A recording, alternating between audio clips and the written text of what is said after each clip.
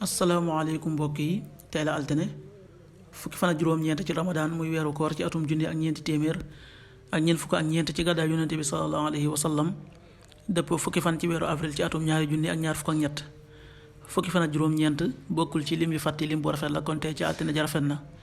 li ñu ci gën a taamu mooy ku ca watu wala ku ca daloo ñaanu bis bi yow yàlla ab jéggalekat nga te bëgg ak jéggale yàlla na nga ma jéggal allahumma innaka afuwun tuhibbul afwa fa'fu anni allahumma innaka afuwun tuhibbul afwa fa'fu anni xadiisu bis bi jëleef na ci sunu yaay Aysa yàlla na yàlla gërëm ko mu ne yonent bi sallallahu alayhi wa sallam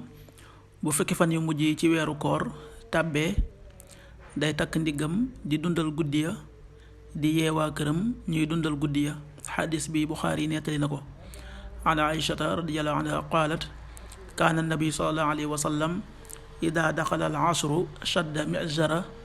wa axyaa layla wa ayqasa ahla rawaahu Buxaari.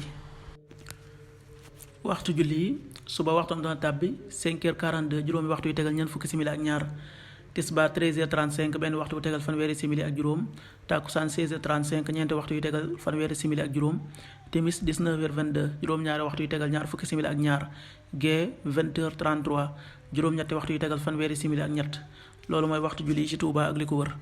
bu fekkee nekkoo Touba soo ko féetee penku ñaar fukk ak juróom-ñaari kilomètre ju ne wàññil benn simili soo ko féetee sowwu ñaar fukk ak juróom-ñaari kilomètre ju ne yokkal benn simili soo ko féetee gànnaar wala Saalum téeméeri kilomètre ju ne yokkal benn simili jant bi dana fenk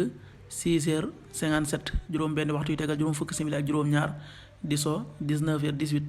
juróom-ñaari waxtu yu tegal fukki simili ak juróom-ñett waxtu jàpp wi muy waxtu wi ñu bàyyi xëdd 5h34 juróomi waxtu yu tegal fanweeri simili ak ñeent